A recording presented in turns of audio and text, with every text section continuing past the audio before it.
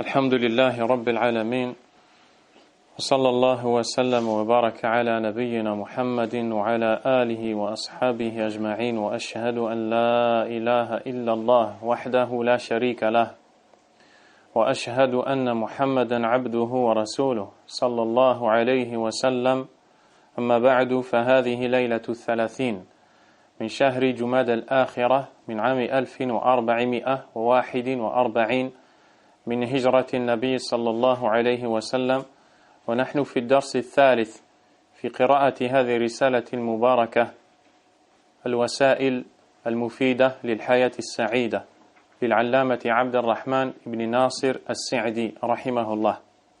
Nous sommes le 23 février 2020 réunis pour le troisième cours de l'étude de cet écrit intitulé « Les moyens utiles pour une vie heureuse ».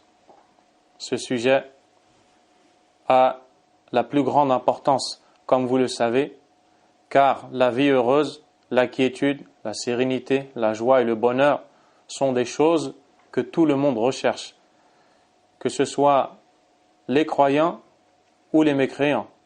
Seulement, les gens font erreur dans la route qu'ils prennent, le chemin qu'ils empruntent pour atteindre ce but commun que tout le monde recherche. Pour cela, les savants ont écrit dans ce domaine, parmi lesquels l'imam As-Sa'di rahimahullah. Nous nous sommes arrêtés après avoir vu la partie de son ouvrage où il parle de certains moyens aidant à repousser, à chasser, à dissiper le stress et toutes les pensées qui viennent polluer ou perturber l'esprit de la personne, si bien qu'elle est angoissée, en colère, énervée, instable, désemparée et d'autres choses encore. Et il nous disait qu'il convient que la personne s'occupe et se concentre sur sa journée, c'est-à-dire sur son moment concret.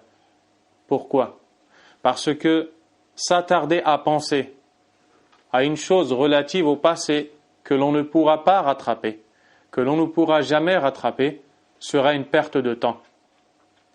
De même, s'attarder à penser à une chose que l'on redoute, une chose éventuelle, dont on n'est pas sûr de l'arrivée, au final, serait aussi une perte de temps. Et ce serait alors deux pensées, celle du passé et celle de l'avenir, qui nous perturberaient à un point tel que l'on oublierait de penser à notre présent et de penser à ce qui nous est utile. Le prophète alayhi salatu wassalam a divisé les choses en deux. Dans le hadith où il dit alayhi salatu wassalam ihris ala ma yanfa'uka wasta'in billah. Investis-toi dans tout ce qui t'est profitable, puis demande l'aide d'Allah jusqu'à la fin du récit. L'imam Sa'di rahimahullah nous dit que les choses auxquelles fait face la personne dans sa vie sont ici divisées en deux. La première, ce sont des biens que la personne peut obtenir, ou alors, si elle ne peut pas les obtenir de façon totale, elle peut au moins en acquérir une part. Elle peut les obtenir de façon partielle. Elle doit donc tout faire, s'investir pour y arriver. La deuxième, des choses qui sont redoutées, des douleurs à venir, des tristesses que l'on ne veut pas ressentir, des épreuves que l'on veut fuir. À ce moment-là, soit la personne peut œuvrer pour les dissiper totalement. Si elle ne peut pas, eh bien elle œuvrera afin de les réduire autant que possible. Et tout cela est pris du hadith du prophète alayhi salatu wassalam, ihris ala ma yanfa'uk. Investis-toi dans ce qui t'est profitable. Il y a d'autres choses que le serviteur ne peut pas obtenir. Il ne peut pas les avoir. Quelque chose de relatif au passé qu'il a raté et qu'il ne peut pas rattraper. Il ne doit pas s'attarder sur ça. Il doit se soumettre à la décision d'Allah Azza wa Jal. Tout comme il y a des douleurs qui l'ont atteint qu'il ne peut pas réparer. Alors quand il ne peut pas dissiper ou diminuer, il endure et patiente. Quand il ne peut pas acquérir totalement ni partiellement, il endure et il patiente. Ainsi est le croyant. Après cela, l'imam Sa'di rahimahullah nous dit Faslun. ومن أكبر الأسباب لانشراح الصدر وطمأنينته الإكثار من ذكر الله فإن لذلك تأثيرا عجيبا في انشراح الصدر وطمأنينته وزوال همه وغمه قال تعالى ألا بذكر الله تطمئن القلوب فلذكر الله أثر عظيم في حصول هذا المطلوب لخاصيته ولما يرجوه العبد من ثوابه وأجره. Parmi les causes aidant à l'épanouissement de la personne et l'élargissement de sa poitrine, l'abondance du rappel d'Allah, subhanahu wa ta'ala. Certes, l'abondance dans le rappel d'Allah a un effet exceptionnel dans la personne, dans son épanouissement, dans la dissipation de ses soucis, de ses afflictions, de ses peines, de ses angoisses, des difficultés qu'elle ressent ou qu'elle redoute, des choses qu'elle regrette ou qu'elle redoute. Beaucoup de gens dans cette vie sont préoccupés par un grand nombre de troubles les ayant touchés dans leur vie, que ces derniers soient en relation avec leur religion, leur foi, ou alors leur subsistance, ou encore leurs proches, et d'autres choses encore. Très souvent, lorsque la personne est éprouvée et ressent ces difficultés, elle recherche les moyens d'y remédier, tout en oubliant qu'il existe un moyen sans pareil. C'est l'évocation du nom d'Allah, subhanahu wa ta'ala. Beaucoup de gens disent « J'aurais dû faire telle chose, j'aurais dû aller à tel endroit, j'ai manqué ce rendez-vous. Je n'ai pas fait telle et telle chose. Voilà pourquoi il m'est arrivé ceci et cela. » Et très peu sont ceux parmi eux qui disent peut-être qu'en réalité, je n'ai pas pu obtenir ce but que j'ai recherché dans ma journée ou dans ma vie parce que je n'ai pas évoqué Allah ce matin. Je n'ai pas prié à l'heure. Je n'ai pas prononcé les invocations du matin et celles du soir dans lesquelles le prophète alayhi salatu wassalam m'enseigne de demander à Allah tabaraka wa ta'ala notamment la science utile, la subsistance licite et une action acceptée. C'est une invocation qui se prononce après la prière du Fajr, dans laquelle tu demandes ces trois choses à Allah pour débuter ta journée. Une science utile, une subsistance bonne et licite et une action qui soit acceptée d'Allah. Pourquoi demander tout d'abord une science licite, une science utile, pardon? Parce qu'avec la science utile, tu sauras distinguer, tu arriveras à connaître le vrai du faux. Cette connaissance, cette distinction du vrai et du faux te permettra d'acquérir une subsistance dont tu seras convaincu de la licéité, qu'elle sera licite. Et tu sauras que tel moyen d'acquisition de biens est interdit par cette connaissance que tu as eue au préalable. C'est aussi cette connaissance qui te permet de faire des actions qui te seront acceptées d'Allah tabaraka wa ta'ala. Tout ce bien, il est retrouvé dans l'invocation d'Allah, dans des paroles qui sont très courtes, mais dont les sens sont énormes et lourds chez Allah subhanahu wa ta'ala. Beaucoup négligent les invocations, beaucoup négligent le rappel d'Allah azza wa jal, surtout ceux qui sont pris de soucis à tel point qu'ils sont habités, rongés par les nerfs, par le stress. Ils n'évoquent Allah que très peu, si ils l'évoquent, subhanahu wa ta'ala. Mais comment ces gens veulent-ils atteindre la quiétude dans leur vie si le nom d'Allah tabaraka wa ta'ala n'est pas présent dans leur cœur? C'est impossible. C'est une utopie. On ne peut pas y arriver. Allah azza wa jalla a dit alladhina amanu wa tatma'innu qulubuhum bi dhikrillah. Ceux qui ont eu la foi et dont les cœurs se sont apaisés au rappel d'Allah. Ala bi dhikrillahi tatma'innul qulub. N'est-ce pas par le rappel d'Allah que les cœurs s'apaisent?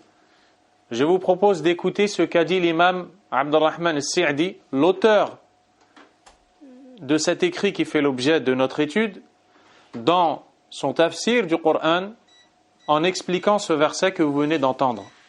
Il dit « Ay يزول قلقها واضطرابها وتحضرها أفراحها ولذاتها.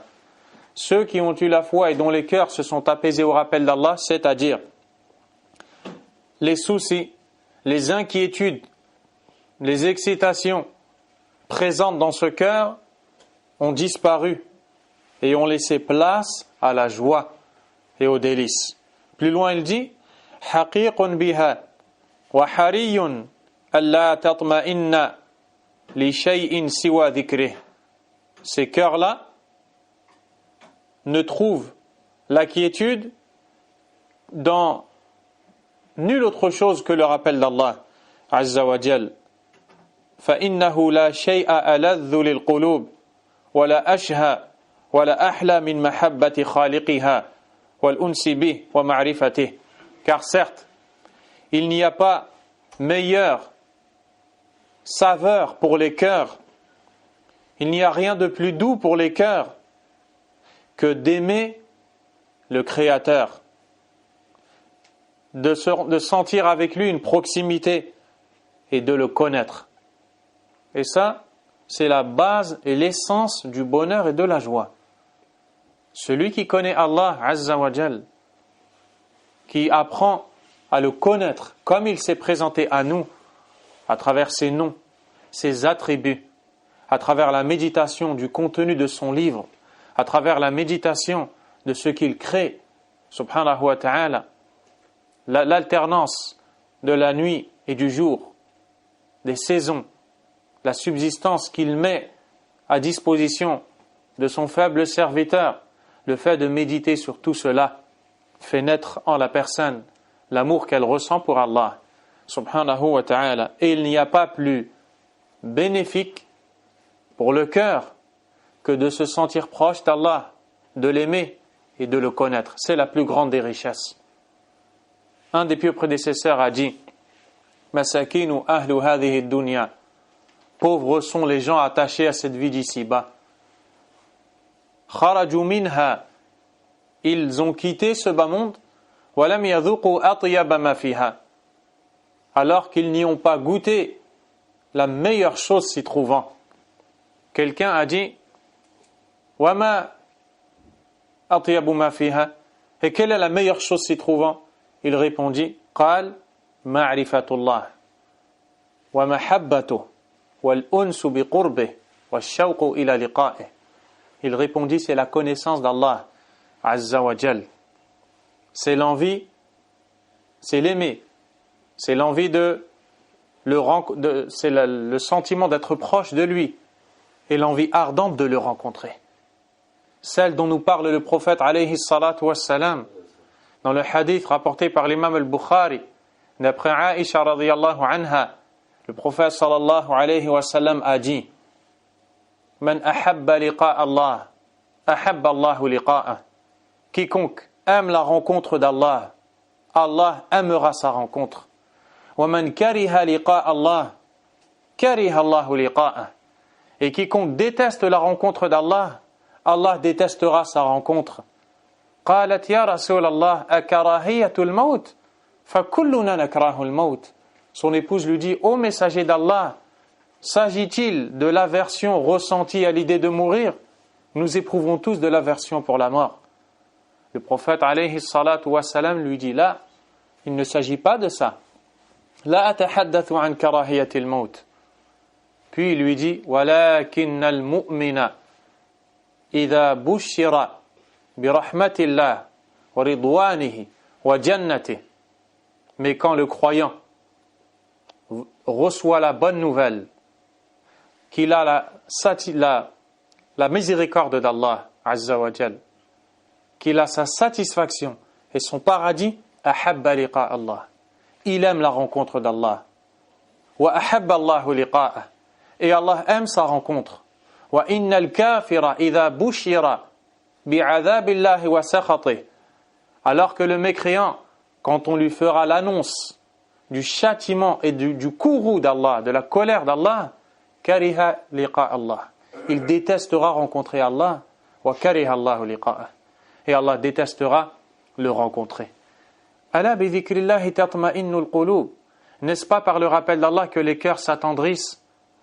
Observez autour de vous et voyez toutes ces occupations que les gens cherchent à mettre en place dans leur vie afin de fuir la tristesse qui habite, qui est implantée dans leur cœur, dans leur poitrine, afin de fuir les angoisses, les soucis qui hantent leur esprit, afin de fuir la gêne, la peine, l'affliction, et j'en passe, sans pourtant atteindre leur but. Parce que ce bonheur est dans la main d'Allah, tabaraka wa ta'ala. Allah fait des cœurs ce qu'il veut. Le prophète, alayhi salatu wassalam, a dit « Ya muqallib al-qulub, thabbit qalbi ala dinik » Ô toi qui bouleverse les cœurs, maintiens mon cœur dans ta religion. On lui demanda alors « Awa tataqallabu al-qulub » Est-ce que les cœurs se bouleversent?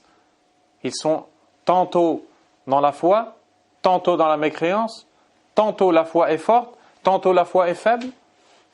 Le prophète, alayhi salatu wassalam, a répondu par l'affirmative. Sallallahu alayhi wa sallam. Ces cœurs-là doivent être nourris. Les cœurs ont été créés pour adorer Allah. Khuliqatil qulub litakuna mu'abbadatan lillahi azza wa jal. Ils ont été créés pour adorer Allah. Ils ont été créés pour aimer Allah. Ils ont été créés pour espérer Allah. Ils ont été créés pour craindre Allah. Ils ont été créés pour être attachés à Allah. Ils ont été créés pour se diriger vers Allah, subhanahu wa ta'ala. Mais dès lors que le possesseur de ce cœur et de ce corps le dirige vers un autre qu'Allah, eh bien, il est perdu. Il est emprisonné malgré la liberté, pauvre malgré la richesse, faible malgré la force, malade malgré la bonne santé. Et Allah Azza wa Jalla a dit wa innaha la ta'mal absar. Ce ne sont pas les regards qui s'aveuglent. Walakin ta'mal qulub allati fi sudur. Mais ce sont les cœurs contenus dans les poitrines. Ainsi, le meilleur moyen d'attendrir ces cœurs, c'est d'évoquer le nom d'Allah, subhanahu wa ta'ala. Car certes, l'évocation du rappel d'Allah procure un effet exceptionnel dans la personne, car la personne en espère la récompense d'Allah Azza wa Jal. Et l'imam al-Sa'di a dit وَعَلَى قَدْرِ مَعْرِفَتِهَا بِاللَّهِ وَمَحَبَّتِهَا لَهُ يَكُونُ ذِكْرُهَا لَهُ. Et proportionnellement à la connaissance que ces cœurs ont d'Allah subhanahu wa ta'ala et de l'amour et à l'amour qu'ils lui portent, les langues l'évoqueront. Cela te permet de tester ton degré d'amour pour Allah Azza wa Jal. Car plus on aime Allah, plus on l'évoque. Plus on connaît Allah, plus on l'évoque subhanahu wa ta'ala. Si l'on voit chez nos personnes, en nous-mêmes, que notre évocation d'Allah tabaraka wa ta'ala est faible, c'est qu'il y a une défaillance dans notre connaissance le concernant. C'est qu'il y a une défaillance dans notre amour qu'on lui porte. On ne doit pas laisser la vie passer sans développer tout cela.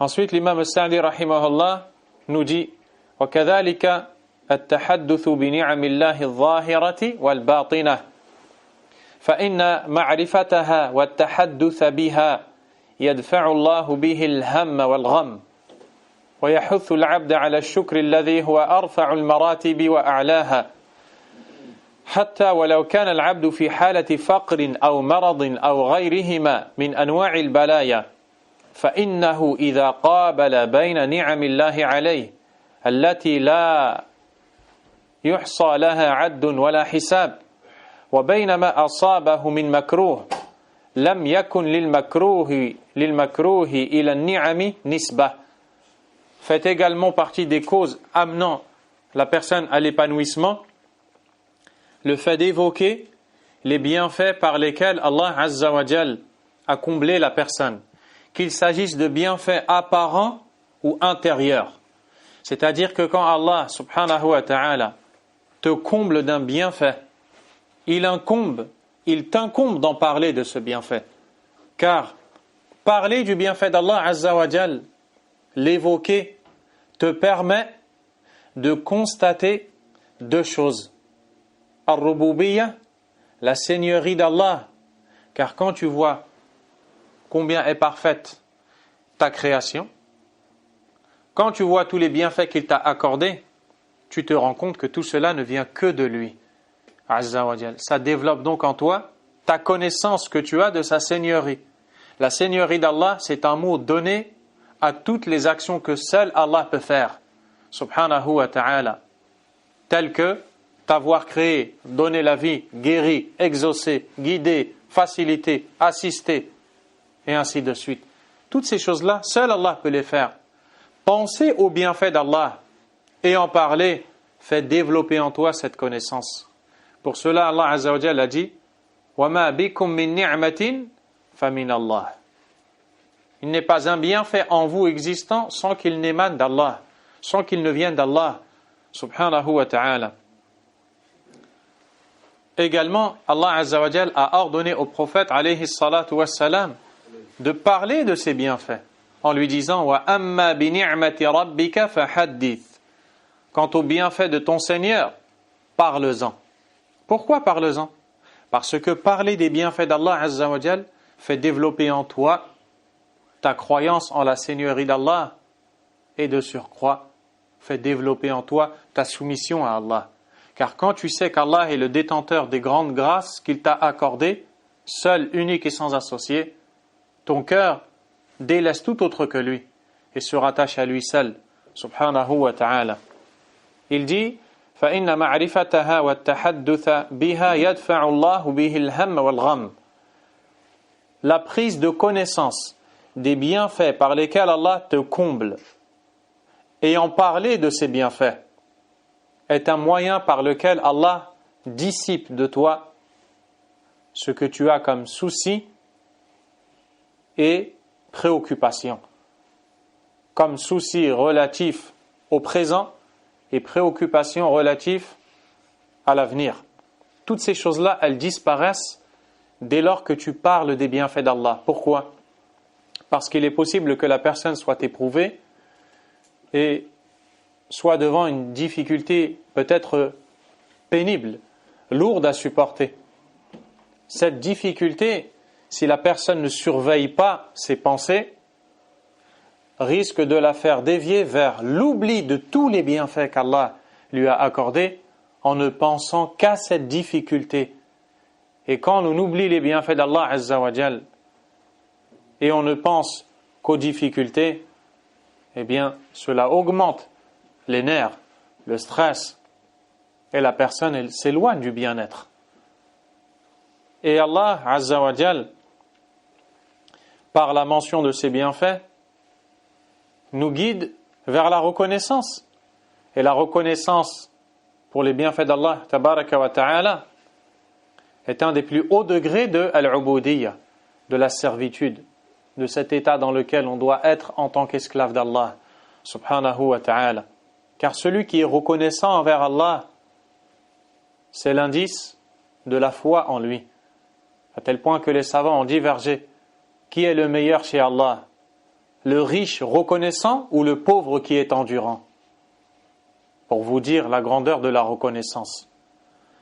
Et l'imam Sa'di rahimahullah ta'ala a dit que si le serviteur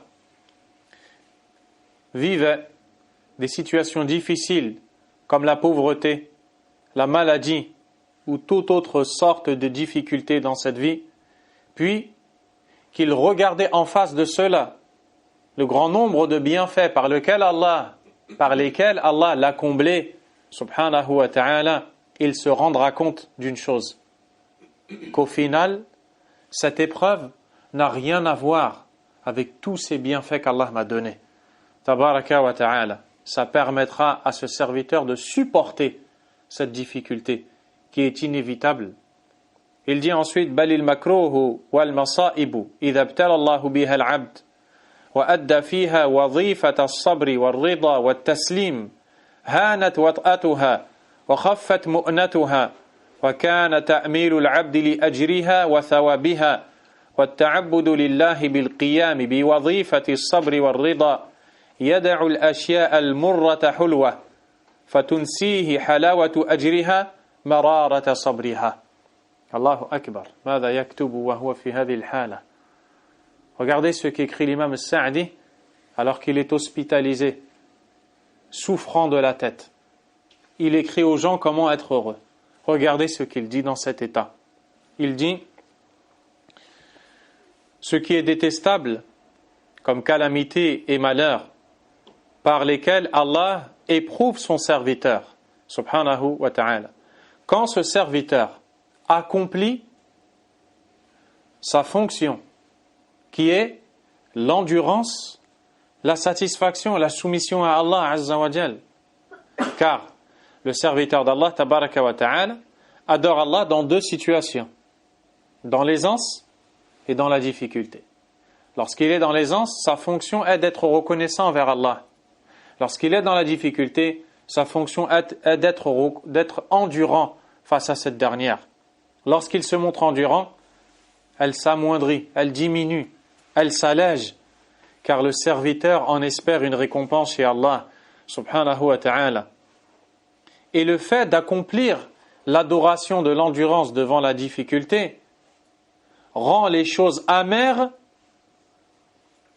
rend les choses qui sont à la base amères, savoureuses.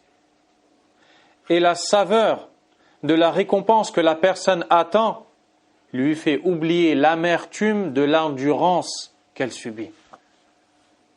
Il dit ensuite: وَمِنْ أَنْفَعِ الْأَشْيَاءِ فِي هَذَا الْمَوْضِعِ استعمال ما أرشد إليه النبي صلى الله عليه وسلم في الحديث الصحيح حيث قال: انظروا إلى من هو أسفل منكم ولا تنظروا إلى من هو فوقكم فإنه أجدر ألا تزدروا نعمة الله عليكم ألا تزدروا نعمة الله عليكم أو تزدروا. Parmi les choses les plus utiles dans ce domaine, l'utilisation de cette invocation que nous a enseigné le prophète alayhi salatu wassalam, en disant: observez les gens qui sont en dessous de vous et ne regardez pas ceux qui sont au-dessus de vous.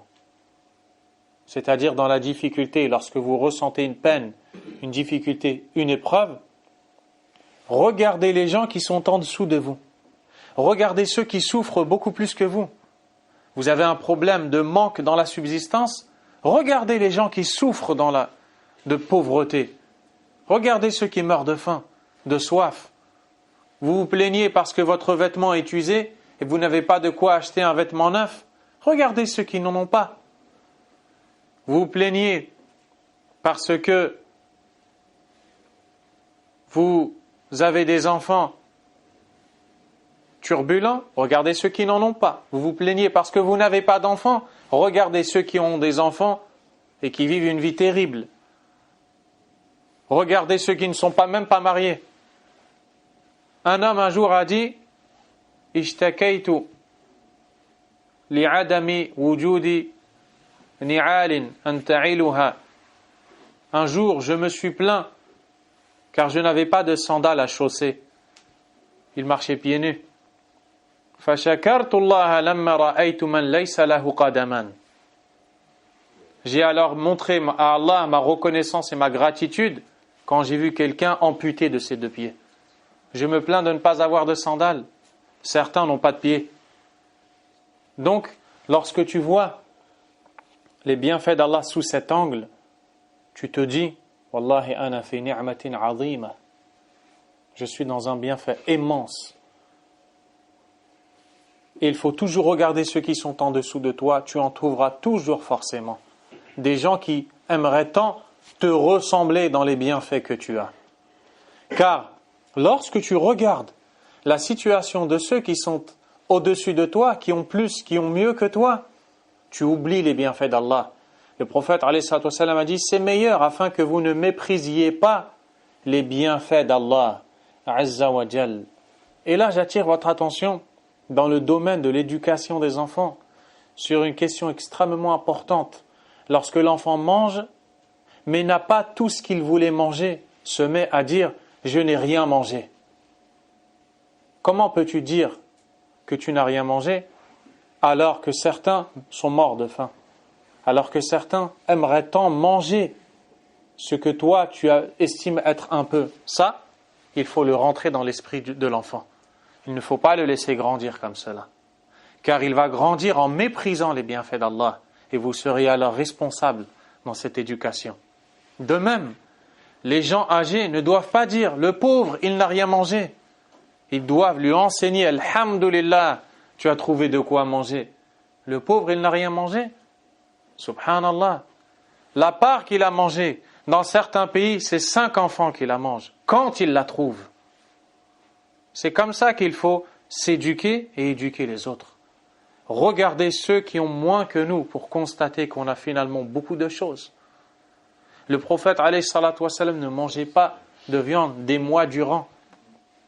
Les sahaba radiyallahu anhum, certains ont souffert avec la famine, avec la sécheresse, avec la pauvreté. Jamais ils ne se sont plaints. Un des salafs, un des savants de la ville de Médine, était un jour en voyage. Ce dernier avait 6 enfants.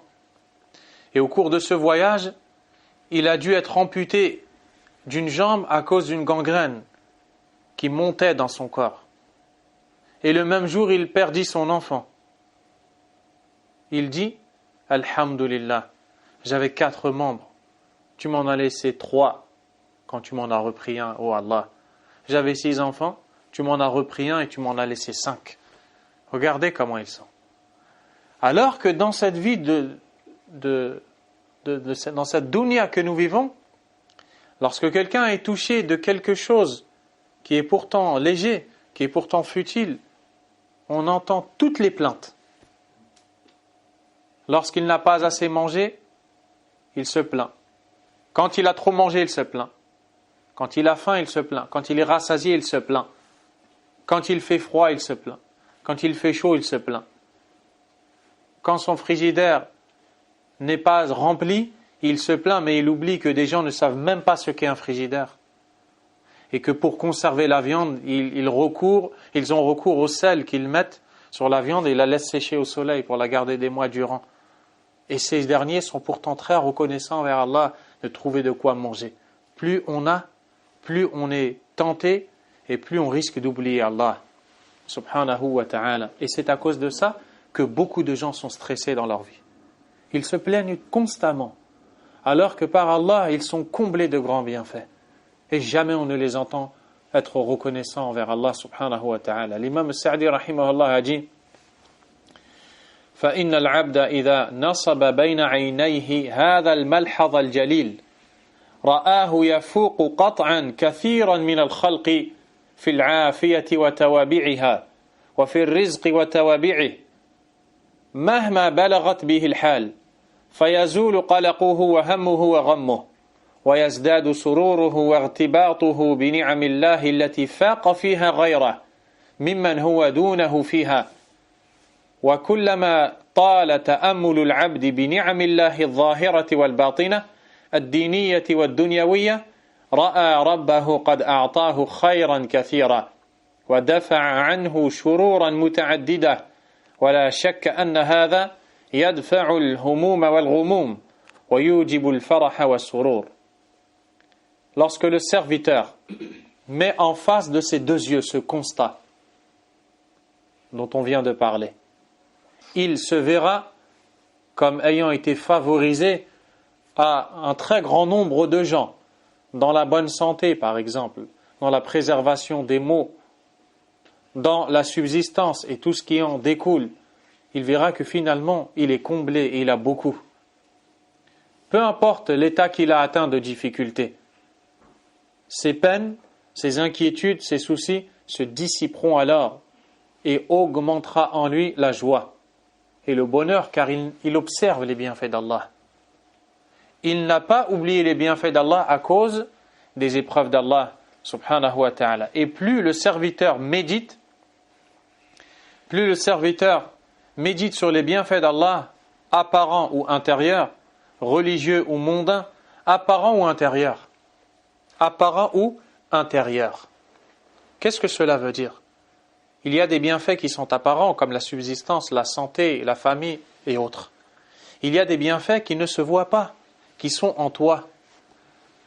Le fait de pouvoir écouter ce que tu entends, le fait de pouvoir le comprendre, le fait que ces paroles atteignent ton cœur, te permettent de méditer, de te remettre en question, c'est un bienfait intérieur qui n'a aucun égal, un bienfait qui est sans pareil, qui est inestimable. Mais notre insouciance fait que l'on ne s'en rend pas compte. Wallahu al-musta'an. Et la personne se verra comblée par Allah et verra qu'elle aura bien plus que bon nombre de gens et qu'Allah a repoussé d'elle beaucoup de méfaits. Et alors, les soucis disparaissent et la joie vient prendre leur place.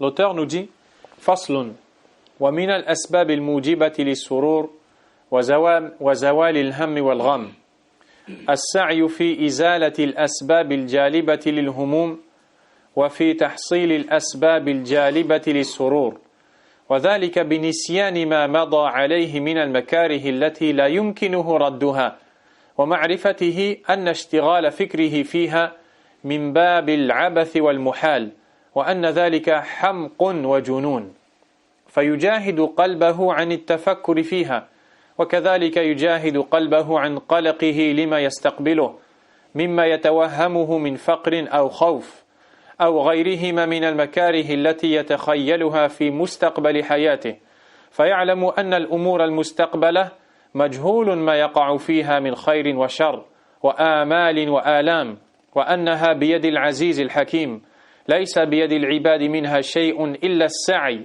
في تحصيل خيراتها ودفع مضراتها ويعلم العبد أنه إذا صرف فكره عن قلقه من أجل مستقبل أمره واتكل على ربه في إصلاحه واطمأن إليه في ذلك إذا فعل ذلك اطمأن قلبه وصلحت أحواله وزال عنه همه وقلقه.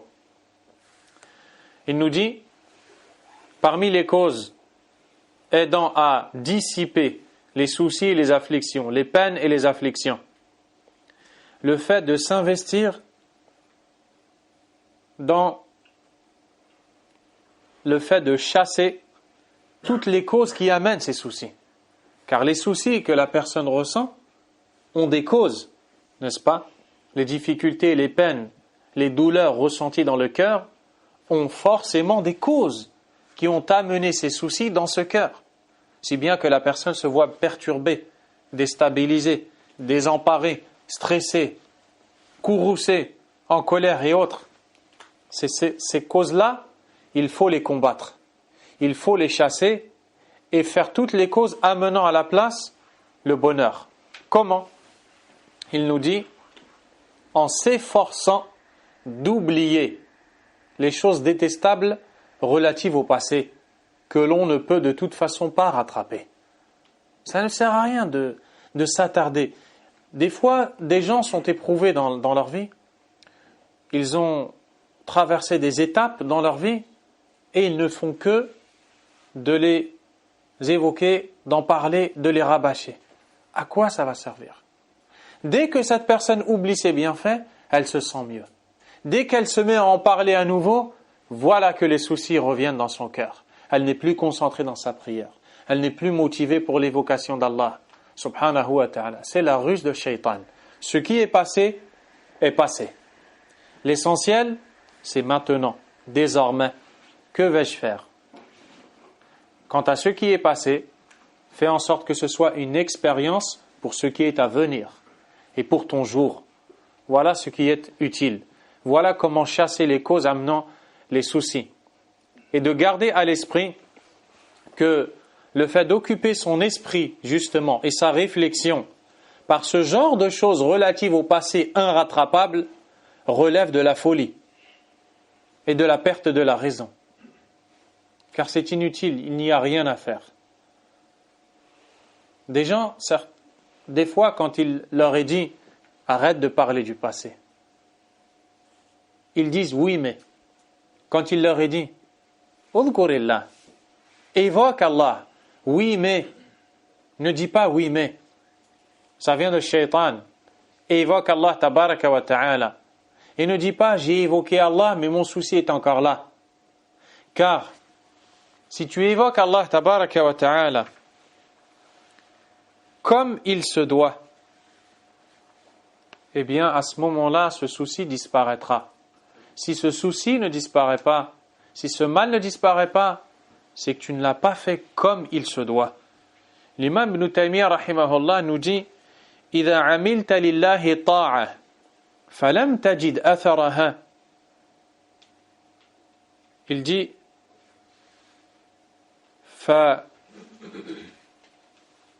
فاتهم نفسك فإن الرب سبحانه شكور.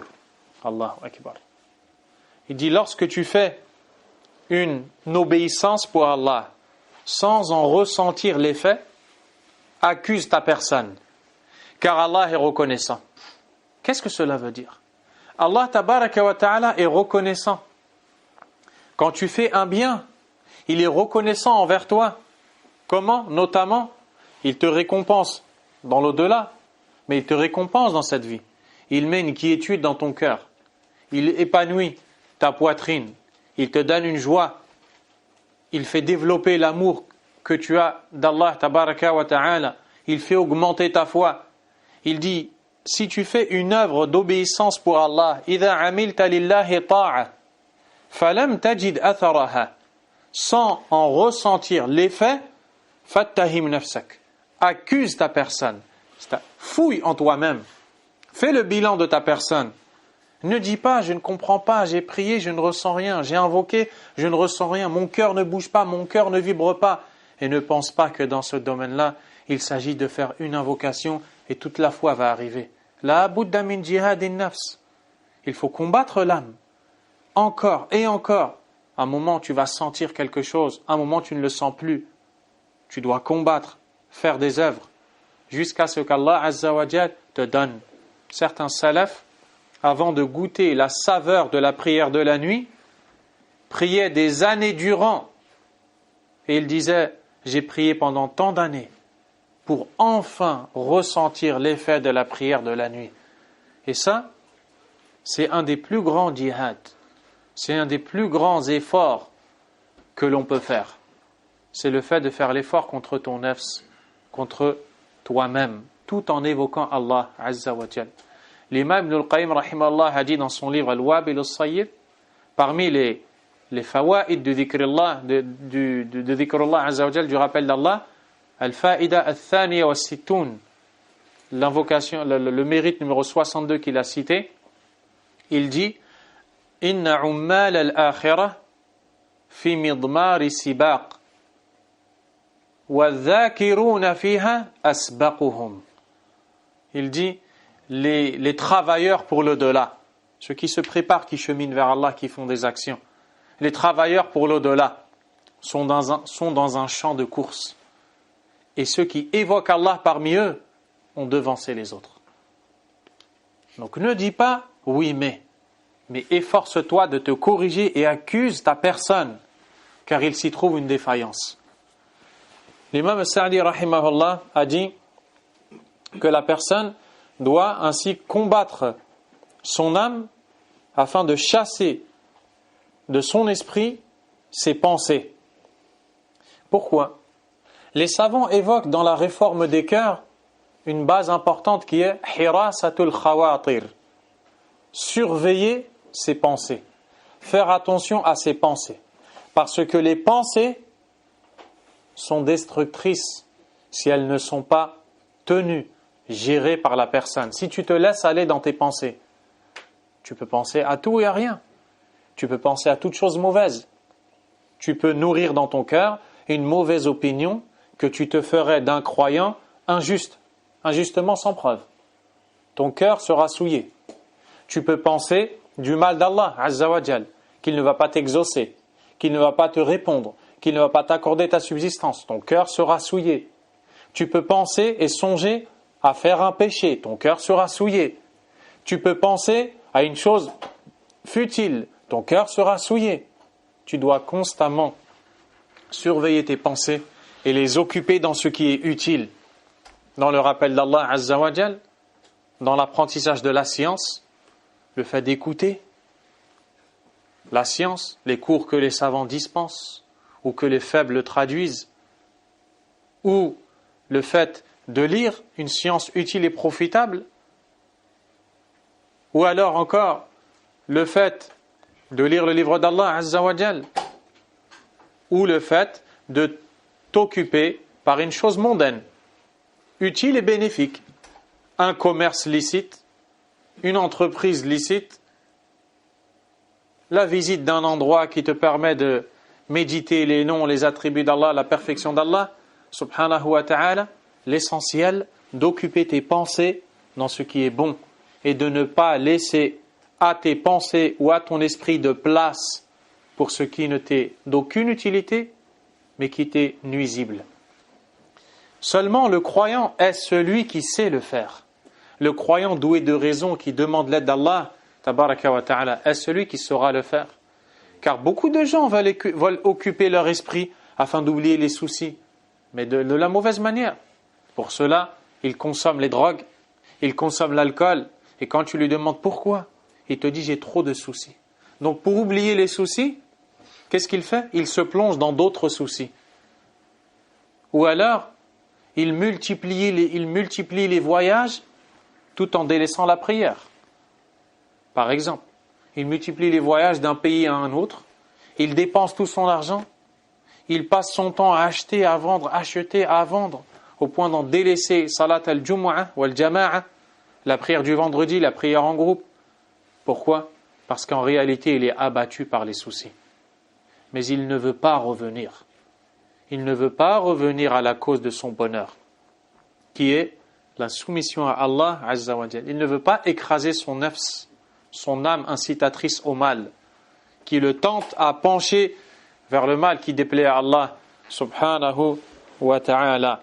Certes, le fait de méditer sur les pensées, le fait de contrôler tes pensées et de les orienter vers tout ce qui est bon, tout ce qui est dans la religion, tout ce qui est dans la dunya, mais licite, sans aucun problème, c'est quelque chose de bien. Et le fait de se laisser aller dans toutes ces pensées, eh bien, l'imam Ibn al-Qayyim rahimahullah a dit que il dit walistirsalu fi dhalik, le fait de se laisser aller dans cela, yulhiqu bil insani naqsan 'aziman fi dunyah wa 'adhaban shadidan fi ukhrah. Allahu akbar. Le fait de se laisser aller dans les pensées fait naître en la personne une grande défaillance, un grand manque dans sa dunya. Pourquoi? Elle ne sera jamais apaisée. Et elle est tentée de désobéir à Allah Azza wa Jal. Et enfin, un châtiment yawm al-qiyamah. Car si elle suit ces pensées-là, elle risque de faire ce qui est mauvais et qui la conduit au châtiment d'Allah subhanahu wa ta'ala. Beaucoup de gens occupent leur temps dans des pensées mauvaises. C'est pour ça que, par exemple, certains ne peuvent absolument pas dormir sans la télé. La télé qui va, bien entendu, lui détruire son cœur. Sans la musique, qui va, bien entendu, polluer son fort intérieur. Il n'arrive pas à s'endormir sans la désobéissance d'Allah, subhanahu wa ta'ala. Il dit, je suis bien quand j'écoute cette chose ou quand je vois cette chose-là. Ce ressenti que la personne a est le sens de la parole d'Allah tabaraka wa ta'ala. وَزَيَّنَ لَهُمُ الشَّيْطَانُ أَعْمَالَهُمْ. Le diable a enjolivé leurs actions. Le diable a enjolivé leurs actions. Wallahu al-musta'an. Ainsi, il faut combattre son âme et ne pas penser à toutes ces choses-là. Et à celles que l'on redoute en relation avec l'avenir, telles que la peur de devenir pauvre. Qu'est-ce qui va m'arriver? Je ne vais plus avoir d'argent, je ne vais. Au point où maintenant on nous parle des crises, on nous parle de, attention, si telle banque perd tel argent, il n'y aura plus d'essence, on ne pourra plus aller au travail, il n'y aura plus de nourriture dans les magasins, et tu vois les gens, ils lisent ces informations, ils sont habités par la peur totale. Ils courent ici et là, à droite et à gauche, ils se préparent, subhanallah. Allah tabaraka wa ta'ala nous parle de Adhab Yawm al-Qiyamah. Personne ne se prépare, sauf ceux à qui Allah a fait miséricorde. Allah tabaraka wa ta'ala nous parle du châtiment. Allah tabaraka wa ta'ala nous parle de sa rencontre pour laquelle il faut se préparer. Tu ne vois pas les gens excités se préparer, se dire vite, qu'avons-nous fait? Qu'allons-nous dire à Allah? Qu'allons-nous répondre à Allah? Tu ne vois pas ça. Sauf ceux à qui Allah a fait miséricorde. Allah tabaraka wa ta'ala nous parle des récompenses à gagner pour la prière en groupe. Personne ne se précipite. Sauf ceux à qui Allah a fait miséricorde. Mais quand on parle d'un salaire à gagner, là tu vois un grand nombre de gens se précipiter. Ça montre l'état des cœurs. L'état des cœurs. Et Allah Azza wa Jalla a dit wa in tuti' akthara man fil ard yudilluka an sabilillah. Et si tu obéis à la majorité des gens de la terre, ils t'égareront de la voie d'Allah subhanahu wa ta'ala. Il faut savoir que tout ce qui est en relation avec l'avenir est inconnu pour nous. C'est Allah qui le connaît. Que ce soit des douleurs ou nos souhaits, toutes ces choses-là, c'est Allah qui le sait, subhanahu wa ta'ala. Combien de gens ont été voir le médecin qui leur a dit « Je suis désolé, vous êtes dans un état critique, il vous reste tant de mois. » Certains ont été affolés par ces paroles au point d'en mourir avant même que ce mois ne s'écoule. D'autres ont dit هذا قولك أما أنا فلي رب يراني ويخلقني ويشفيني يفعل ما يشاء قمت بالأسباب وها أنا أتوكل عليه وأقبل ما يختار فإن عاش عاش مرتاحا وإن مات مات مرتاحا مؤمنا. الله أكبر. Il y a des gens qui disent quant à moi c'est juste une parole que tu me dis. Ils se disent dans le cœur, cette parole qu'il m'a dit, il ne vous reste qu'un mois, vous risquez telle et telle chose, ce n'est qu'une parole. C'est possible que ça m'arrive, et il est possible que cela ne m'arrive pas. Moi, je m'en remets à Allah. J'ai un Seigneur qui crée, qui guérit, qui guide, qui égare, qui donne et qui reprend. Et quand il a ça en tête, subhanallah, il est tellement apaisé que s'il meurt effectivement, il meurt apaisé. Et s'il vit, il a tout gagné. Parce qu'il vit apaisé et il voit qu'il a été reconnaissant envers Allah et qu'Allah thabbatahu fi hadha al-imtihan. Qu'Allah l'a raffermi dans cette épreuve-là. Muhammad ibn Salih al-Uthaymin, al-Allama, al-Imam, al-Zahid, al-Faqih, al-Rajul al-Salih, rahimahullahu rahmatan wasi'ah. L'élève de Abdurrahman ibn Nasir al-Si'di, rahimahullah, un grand imam, il était souffrant d'un cancer. Kana lahu saratan. Afallahu al-muslimin. Il avait un cancer. Ibnuhu yaqulu lah, ya abi, nusafiru ila Amrika lil-ilaj. Son père lui dit, oh mon fils. Son fils lui dit, oh mon père, voyageons aux États-Unis, peut-être allons-nous trouver un moyen, un remède, quelque chose. Tadruna madha yaqulu lah? Vous savez ce qu'il lui répond? À cet âge-là, il avait 74 ans. Kana fi dhaka al-waqti qad balagha min umrihi 74 sana. Il avait atteint 74 ans. Wa ta'lamuna, et vous savez que le Nabi alayhi salatu wassalam mata wa qad balagha min umrihi kam 63 sana. Le prophète alayhi salatu wassalam est mort à 63 ans. Son fils Abdullah ibn Shaykh ibn al-Uthaymin, rahimahullah, raconte, il dit, quand j'ai dit ça à mon père, j'ai tout fait pour le convaincre. Il m'a dit, Ya waladi, hadha al-marad, oh mon fils, cette maladie, yusibu al-faqir wal-ghani, wal-kabir wal-saghir, wal-da'if wal-qawi. Elle atteint le fort, le faible, le malade, le riche, le pauvre, le grand, le petit. Il dit, وها أنا قد عشت أكثر من عمر النبي صلى الله عليه وسلم ب11 سنة. الحمد لله فيها البركة. يا سبحان الله. C'est son fils qui le raconte, Abdullah ibn Shaykh ibn al-Uthaymin. Il dit, mon père m'a répondu, oh mon fils, cette maladie, elle atteint le petit, le grand, le faible, le fort, le riche, le pauvre. Tout le monde a été atteint par cette maladie. Et moi, par la grâce d'Allah, j'ai vécu 11 ans de plus que le prophète, alayhi salatu wassalam. Alhamdulillah, ça me suffit, je reste là, on fait ce qu'il y a à faire ici. Si on trouve alhamdulillah, sinon alhamdulillah. Ils lui ont dit on doit faire une chimiothérapie. Ils lui ont dit par contre, ça va vous faire perdre les poils. Il a dit, est-ce que ma barbe va tomber? Ils ont dit oui. Il a dit, je ne la fais pas. Je ne rencontre pas Allah Azza wa Jal sans ma barbe. Subhanallah. Ma hadha al-insan. Alim ya'rifu Allah Azza wa Jal. C'est un savant qui connaît Allah tabaraka wa ta'ala. Ja'ahu al-amir. Ma hukmu ta'ati wali al-amr al-wujub. Amuruka an tusafir. Safar. Rahimahullah. Le gouverneur est alors venu le voir, il n'y avait plus personne pour le convaincre. Il lui a dit, quel est le jugement en islam d'obéir au gouverneur? Il a dit l'obligation. Il a dit voyage. Il a obéi, il a voyagé aux États-Unis. On lui a dit, attention, tu arrives là-bas pour te soigner. Tu es trop malade. Abshir, abshir. Il est arrivé là-bas. Il a dit, Aina al-markaz al-islami al-aqrab. Où est le centre islamique le plus proche? Il est parti, il a fait des durus. Il a enseigné. Il est revenu, rahimahullah, souffrant. Il s'est assis al-Masjid al-Haram, à la Mecque, la mosquée sacrée de la Kaaba. Kana yudarris yu'allim an-nas amam al-Kaaba, devant le Kaaba. Et il était très malade. Vous savez ce qu'ils lui ont fait?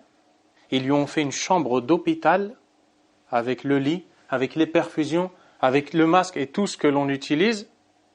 Et il s'est allongé dans cette chambre. Ils lui ont mis un micro, il était allongé et il faisait son dars.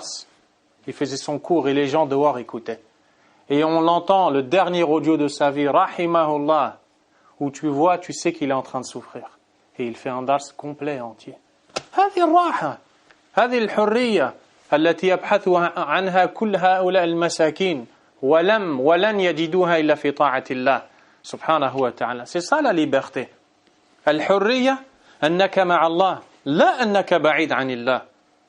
La liberté, c'est quand tu es avec Allah. لماذا؟ لأنك إذا كنت مع الله فأنت أقوى الناس وأنت أثبت الناس وأنت أرضى الناس وأنت أنعم الناس وأنت أكبر الناس. Lorsque tu es libre et que tu es avec Allah Azza wa Jal, tu es le plus fort, tu es le plus riche, tu n'as besoin de personne. الناس كلهم في قلق وأنت في جنة قبل الجنة. Les gens sont tous dans l'inquiétude, dans les soucis. Anta murtah billah, anta radin billah. Tu es satisfait avec Allah, tu acceptes Allah. Wallahi anta fi raha. Nas'alullah tabaraka wa ta'ala bi asma'ihi al-husna wa sifatihi al-ula wa bismihi al-a'zam alladhi idha du'iya bihi ajab wa idha su'ila bihi a'ta. أن يرزق قلوبنا اليقين وأن يرزق صدورنا الانشراح ويغفر ذنوبنا.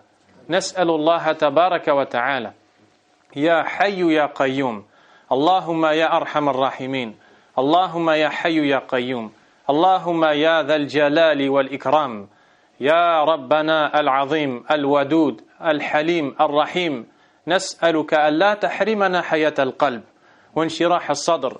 اللهم ارزق لقلوبنا رقة نعبدك بها ونحقق بها حسن عبادتك يا ذا الجلال والإكرام. اللهم من علينا بالإيمان ومن علينا بالإخلاص وثبتنا عند الامتحان وارزقنا العافية والسلامة إنك على كل شيء قدير والله المستعان. L'imam al-Sa'di rahimahullah ta'ala dit ensuite, ainsi le serviteur s'en remet complètement à son Seigneur, subhanahu wa ta'ala. Il s'en remet à son Seigneur. Et s'il est dans cet état, alors sa situation tout entière sera réformée. Il sera libéré.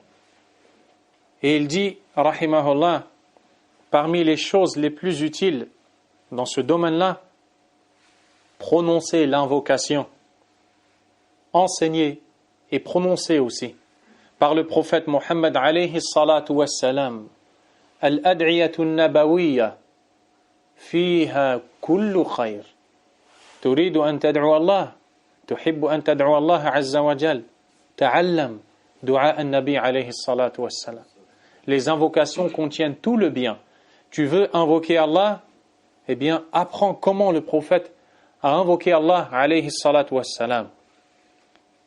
فكان عليه الصلاة والسلام يقول وهو يدعو الله اللهم أصلح لي ديني الذي هو عصمة أمري وأصلح لي دنياي التي فيها معاشي وأصلح لي آخرتي التي إليها معادي واجعل الحياة زيادة لي في كل خير والموت راحة لي من كل شر. Le prophète alayhi salatu wa salam dit dans son invocation Allahumma aslih li dini. Oh Allah, réforme ma religion. Ij'alni mu'minan ala din, muttabi'an li dinik, amilan bih, thabitan ala dinik. Aslih li dini. Réforme ma religion. Fais de moi un croyant, un homme pieux, vertueux, obéissant, ou une femme s'il s'agit d'une femme. Car cette religion, c'est ce à quoi je m'accroche. Ismatu amri. Wa aslih li dunyaya allati fiha ma'ashi. Et réforme aussi ma vie d'ici-bas dans laquelle je vis. لأن الإنسان لا ينسى نصيبه من الدنيا يشتغل يعمل يشتري يبيع يأكل يشرب يتمتع يزور يسافر يرى أرض الله لا ينسى كل هذا حلال. L'individu ne doit pas oublier sa part de cette vie d'ici-bas, de cette dunya. Il travaille, il achète, il vend, il fait du commerce, il visite la terre d'Allah, mais il le fait en tant que croyant. Il accompagne une bonne intention à tout cela et elles deviennent des actions récompensées. C'est ça qui fait la différence entre lui et l'autre. Quand je dis l'autre, je parle du kafir, du mécréant. Il dit ensuite وَأَصْلِحْ لِآخِرَتِي الَّتِي إِلَيْهَا مَعَادِي. Et réforme mon au-delà, dans laquelle il y a mon lieu de retour. إِنَّ الَّذِي فَرَضَ عَلَيْكَ الْقُرْآنَ لَرَادُّكَ إِلَى مَعَادٍ. الذي أوحى إليك القرآن يردك إلى المعاد أي إلى يوم القيامة. Allah Azza wa Jal te fera revenir vers lui يوم القيامة. Et tu as besoin de trouver une bonne situation. تحتاج أن تجد حالا طيبة أمام الله يوم القيامة. أن تكون في أمن وأمان من العذاب. Tu as besoin d'être en sécurité contre le châtiment d'Allah tabaraka wa ta'ala. وَاجْعَلِ الْحَيَاةَ زِيَادَةً لِي فِي كُلِّ خَيْرٍ. Et fais que la vie soit pour moi un ajout de tout bien. وَالْمَوْتَ رَاحَةً لِي مِنْ كُلِّ شَرٍ. Et que la mort soit un repos de tout mal. وكذلك قوله عليه الصلاة والسلام اللهم رحمتك أرجو فلا تكلني إلى نفسي طرفة عين وأصلح لي شأني كله لا إله إلا أنت. Le prophète عليه الصلاة والسلام dit اللهم رحمتك أرجو والأصل أن يقال اللهم أرجو رحمتك لكن لما قال رحمتك أرجو دل على أنه لا يرجو إلا رحمة الله تبارك وتعالى. Oh Allah, ta miséricorde j'espère. Alors qu'à la base on dit j'espère ta miséricorde. Le fait d'avoir cité la chose espérée qu'est la miséricorde avant l'action qui est celle d'espérer indique que l'on a restreint l'espoir en la miséricorde d'Allah uniquement. Et que ce n'est que la miséricorde d'Allah que l'on espère. La tarju an-nas. Urju Allah azza wa jal. An-nas tamut. Allah huwa al-hayy alladhi la yamut. An-nas taqwa wa tad'uf. Allah huwa al-qawiy al-matin. N'espère rien des gens. Les gens meurent, Allah ne meurt pas azza wa jal. Les gens s'affaiblissent, Allah est fort. Subhanahu wa ta'ala. Les gens s'appauvrissent, Allah est riche. Espère que d'Allah. La rahmataka arju. Fala takilni ila nafsi tarfata ayn. Et la takhdhulni. La tada'ni wahdi. كن في عوني في كل أحوالي وكل أوقاتي ولو هذه المدة اليسيرة التي هي طرفة العين تفتحها وتغمضها. Le prophète عليه الصلاة والسلام dit j'espère ta miséricorde uniquement. Ne me laisse donc pas m'en remettre à ma personne, ne serait-ce que le temps d'un clin d'œil. Car ce temps-là, aussi court soit-il, si Allah t'abandonne, tu es perdu pendant ce temps-là. Tu es détruit. Pour cela, certains salafs disaient « Kun fi hali rakha'ik » soit quand tu es en situation d'aisance, « Kalladhi yaghriq wa yad'u Allah » comme celui qui est en train de couler et qui invoque Allah. Pensez qu'il va l'invoquer comment? Vous pensez, mes frères, qu'il va invoquer Allah comme beaucoup le font après la prière? Il fait le tasbih, il regarde à droite, à gauche, devant, derrière. Où est le cœur? Il demande à Allah avec un cœur complètement absent. Le cœur est dissipé. Le cœur est concentré sur autre chose. Comment Allah donne? Allah donne quand le cœur est présent, quand on l'invoque. Subhanahu wa ta'ala. Ne me laisse pas me remettre à ma personne, ne serait-ce que l'instant d'un clin d'œil. Wa aslih li sha'ni kullah. Et réforme toute ma situation. La ilaha illa ant. Nulle autre divinité que toi ne mérite réellement d'être adorée. Subhanahu wa ta'ala. قال فإذا لهج العبد بهذا الدعاء الذي فيه صلاح مستقبله الديني والدنيوي بقلب حاضر ونية صادقة مع اجتهاده فيما يحقق ذلك حقق الله له ما دعاه ورجاه وعمل له وانقلب همه فرحا وسرورا. Si le serviteur ne cesse de prononcer cette invocation dans laquelle il demande la réforme de tout son état, de toute sa situation, l'aide d'Allah Azza wa Jal, en rapport avec son avenir, religieux ou mondain, s'il fait cela avec un cœur présent, car le secret de l'exaucement des invocations, c'est la présence du cœur. Si le cœur est absent, tu peux apprendre par cœur les invocations du prophète alayhi salatu wassalam, elles ne seront pas utiles. Pas parce qu'elles ne sont pas efficaces en elles-mêmes, elles sont efficaces. Mais l'efficacité de l'invocation prend effet quand elle est prononcée par la langue de celui dont le cœur est présent pendant que cette langue bouge.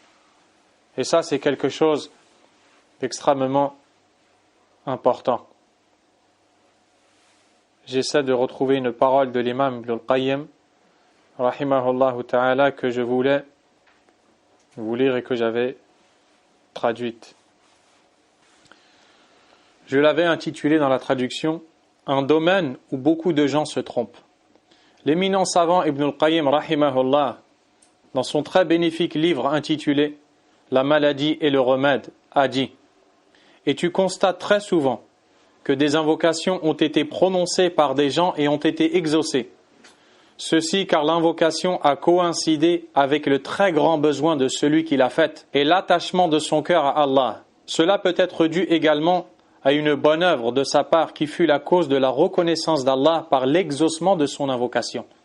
Ou encore, son invocation a coïncidé avec un moment propice à l'exaucement, etc. Son invocation fut ainsi exaucée et acceptée. Quelqu'un pourrait alors croire que le secret réside dans les termes employés dans cette invocation. Il se met alors à les répéter sans toutes ces choses qui avaient accompagné l'invocation de la première personne. Ceci à l'image d'un homme ayant utilisé un médicament efficace au moment opportun et de la bonne manière. Ce médicament fut efficace. Un autre a pensé que la simple utilisation de ce médicament suffit pour atteindre la guérison, alors qu'il est dans l'erreur. C'est un domaine où beaucoup de gens se trompent. Vous avez compris? Donc certains des fois disent « Quelle est l'invocation que tu as faite ?» J'ai dit telle chose et Allah m'a donné. Ils pensent alors qu'il suffit de répéter telle chose en question pour qu'Allah donne. Non, il faut le faire avec tout ce qu'il y a autour. C'est pour ça que cela s'apprend. On appelle ça fiqh ad-du'a, la compréhension de l'invocation. Il y a beaucoup de choses à comprendre dans l'invocation. Ce ne sont pas que des paroles qui sont répétées ou prononcées sans sens, sans toutes ces choses-là qui s'apprennent. Allah tabaraka wa ta'ala m'a facilité de lire l'explication des invocations et rappels. Dans une série de cours que j'avais intitulé la compréhension des invocations et rappels, que j'avais pris d'un écrit du Cheikh Abdurrazzaq al-Badr, hafidhahullah. Et je remercie Allah d'ailleurs de m'avoir facilité cela et vous conseille vivement d'écouter l'explication dans les audios qui sont disponibles sur le site La Voix Droite. Wallahu ta'ala a'lam. Sallallahu wa sallama wa baraka ala nabiyyina Muhammad wa ala alihi wa ashabihi ajma'in. Subhanakallahumma wa bihamdik. Ashhadu an la ilaha illa anta astaghfiruka wa atubu ilayk.